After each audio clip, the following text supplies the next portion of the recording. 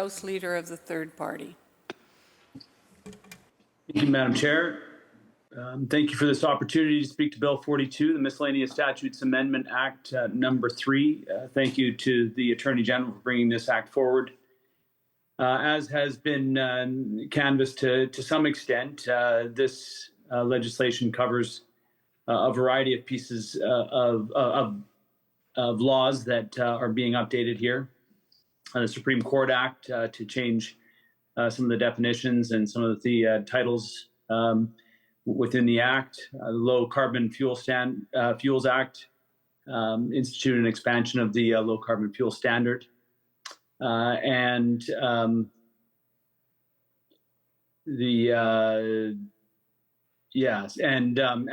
the member from Abbotsford West just outlined, for to some extent changes to the Residential Tenancy Act and the Manufactured Home Park Tenancy Act. I'm going to go into some detail in my comments with respect to the Development Initiative Trust Acts that are in Section 5, as was previously noted.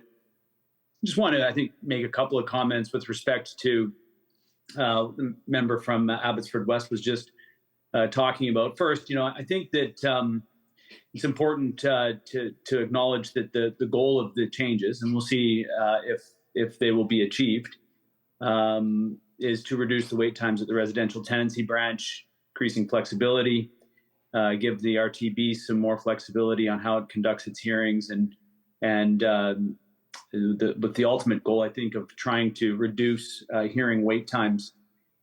When you take a look at what's happening in with the changes to the Manufactured Home Park Tenancy Act, I think that it's important that at this stage that we also ask some questions at the committee stage for this bill, for this part of the bill. I've heard from members of my community, my constituents who live in manufactured home parks, there are some 900 of them across the province, that they don't feel the type of security that people in homes that they've invested in and invested their parts of their lives in should feel, and that the rules, they're hoping back in 2018 that the rules would tighten, but they have not. And I think that it's important to recognize manufactured home parks are a viable housing solution for many people in this housing crisis. And many of the people living in manufactured home parks in my community are seniors living on a fixed income. And so, tenuous housing situations for them makes them feel even further vulnerable. And, I think that it's important that we understand just whether or not the provincial government here has listened to the advocates and the people representing those who live in manufactured home parks, or if we've yet again made amendments without achieving that level of security. I think that it's important just to respond to some of the comments that were made. Interesting that the member from Abbotsford West started talking about the residential tenancy branch by talking about bias, and in particular talking about the bias that he's identified within our current BC NDP government. In doing so, I think that demonstrated very clearly a bias of his own. For the last number of decades, the narrative has been constructed around renters as being the lower class citizens in our community, that the pursuit of home ownership had created classist tiers in our society. And I remember when I'm going to talk about this later when it comes to the Bill 44, but I remember when I got elected to Central Saanich Council, how there were rules that, basically neighborhoods, you couldn't have renters in neighborhoods if the landlord didn't live on the property with the tenant. And of course, the premise behind those kinds of laws was based on the fact that if you just left the neighborhood to the renters, to the tenants, that it would fall into disrepair. And back in 2008, when I was sitting around the council table, in fact, in the community that I grew up in, those were the narratives that were emerging. And so I think that it's important that we recognize, and I think that it's important to also recognize that and acknowledge the burden that the secondary market landlord carries in our society of carrying the mortgage and buying the house and being able to do that.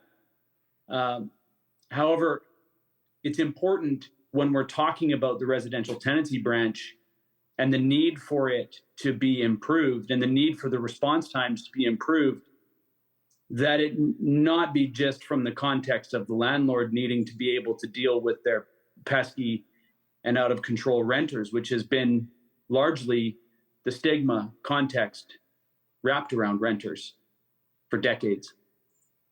But that, in fact, tenants need an accessible, efficient, well-funded, well-resourced, well-supported residential tenancy branch. And I'm thankful that the member from Abbotsford West got there eventually, but very much delivered only half the narrative. And so I felt that some rebalancing needed to happen in that context, because the residential tenancy branch doesn't just serve landlords, secondary landlords, or even the larger landlords. It represents the tenant as well in the discussion.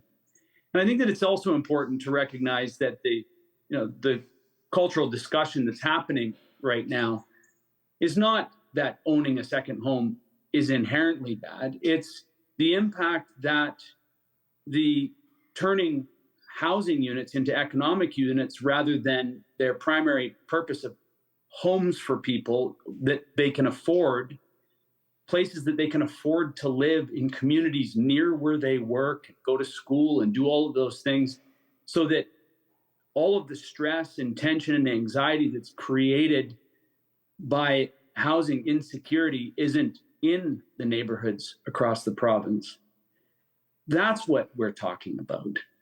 It's not about taking the stigma of the renter and turning it onto the owner and saying that they're all good or they're all bad. It is a culture and an economic system that says that it's okay for us to turn housing into an economic unit primarily, and making it an inaccessible place for people to live because they can't afford to be there. And they need 2 and 3 jobs to be able to live in that space. That's what we're talking about when it comes to making sure that people can afford to live in the places that they're in. And when it becomes an investment vehicle, when that's what it becomes, then it's not about a market of housing people safely and securely in a place that's near where they live and work, or near where they work and go to school. It just becomes an investment vehicle. More on that later. A lot more on that later, as it turns out.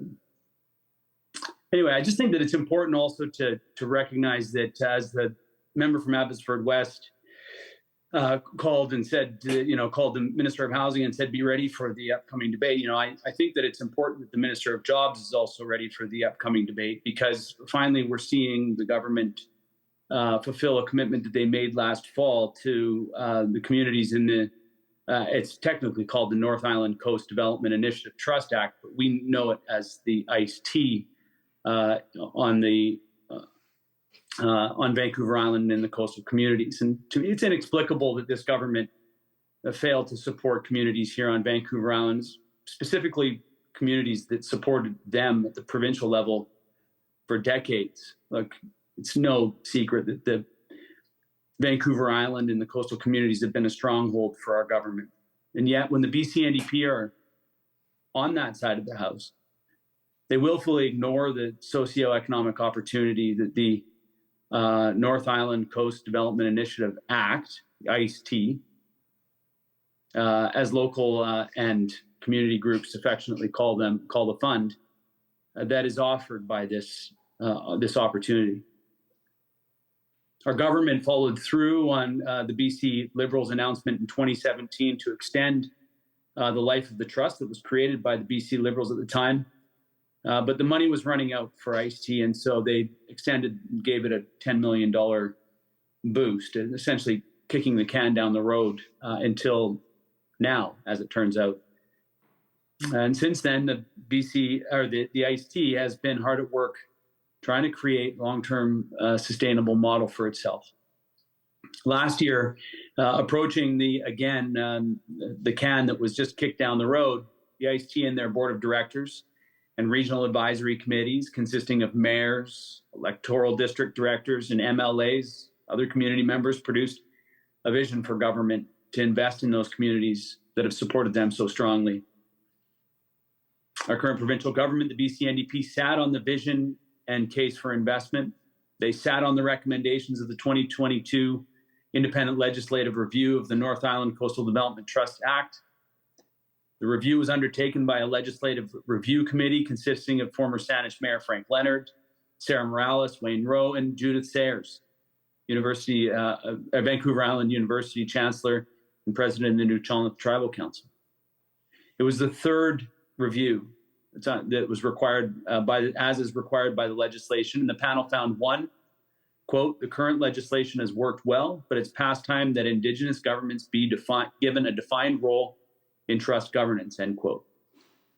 In addition to recommending two, the trust work along side by side with First Nations, they acknowledged three, quote, "The ICET has played a useful role in economic development. ICET provides a valuable supplement to any work that's being done," end quote, "of an interwoven mesh of government and non-government community organizations." The panel called for the provincial government to quote, "remove the legislative cap on the provincial contributions and make a significant investment in recapitalizing the trust," end quote. They recommended 5, that the provincial government envision a tripartite approach between provincial, local, and Indigenous governments. The panel provides 6 useful advice on how to proceed with including and working with Indigenous nations in the DRIPA Declaration Act, and 7, they point out a few other recommendations to update outdated language in the Act. This was a letter that was, or a review that was given to the government last year. The independent legislative review is a year old. It's the latest in a series of reviews, and it forms the substance of the vision and case for investment that ICET submitted to the government last September.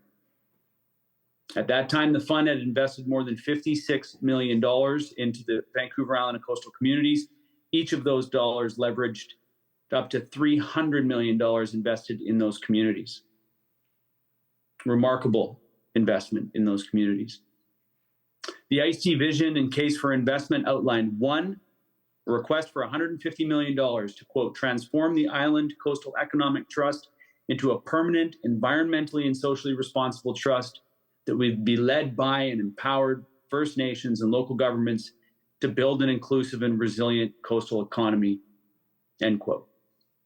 Further, they requested 2, that the government work with them and the, quote, 50 First Nations and 35 local governments to create an updated act to reflect the new approach, end quote, and 3, to work toward a full capitalization of $250 million. There are a few other snapshots that I'm surprised that this BC NDP government had no interest in. Perhaps they've grown too comfortable here on Vancouver Island in the coastal communities, but communities are frustrated. Community leaders are frustrated. This government knows that. The vision to, the quote, "vision to fully engage First Nations and local governments in co-governance of a regional economic development organization will be the first in Canada." Seems very much in alignment with the goals of this government.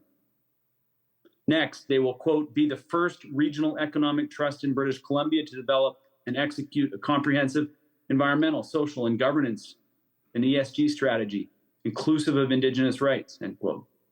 Also in alignment with the principles and the vision that this government talks about.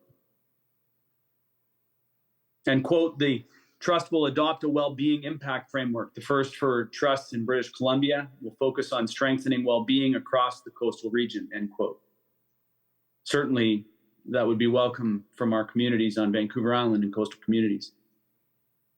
Finally, and this piece is the piece that I find very hard to digest, the ICET estimated in their planning that over a 25-year period, the trust would produce nearly $1 billion of economic activity on Vancouver Island and the coastal communities with that initial investment of $150 million.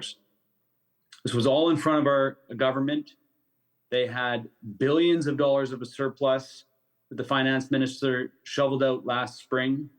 It was the perfect opportunity to deliver the recommendations of the Legislative Review Committee.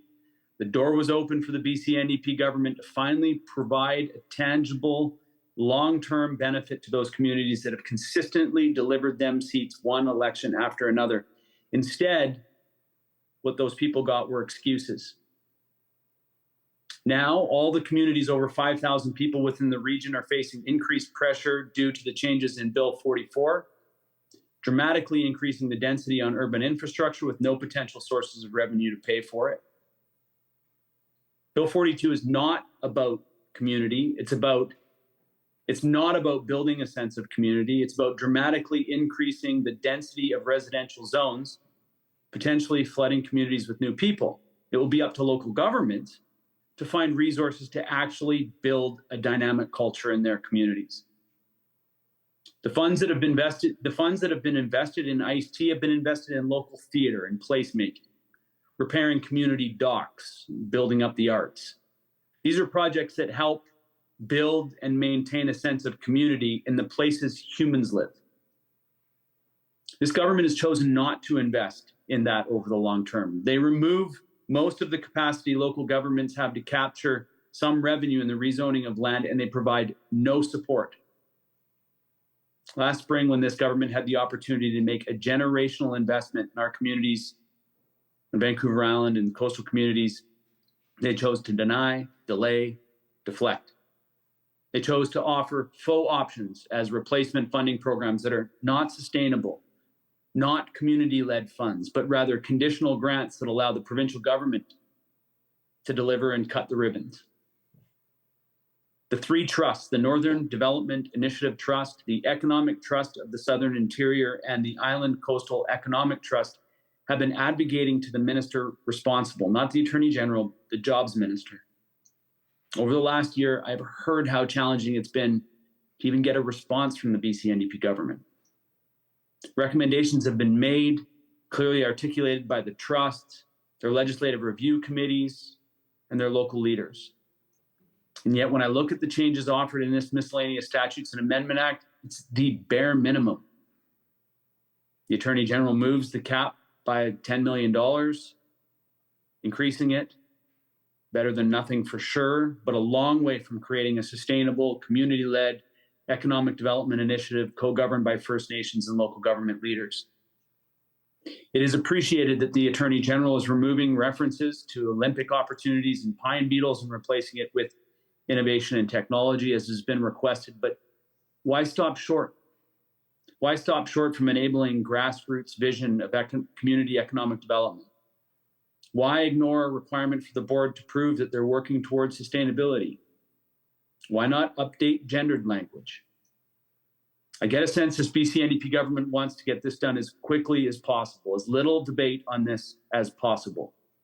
The people on Vancouver Island and coastal communities who have supported this government, this political organization for decades need to seriously consider this slight.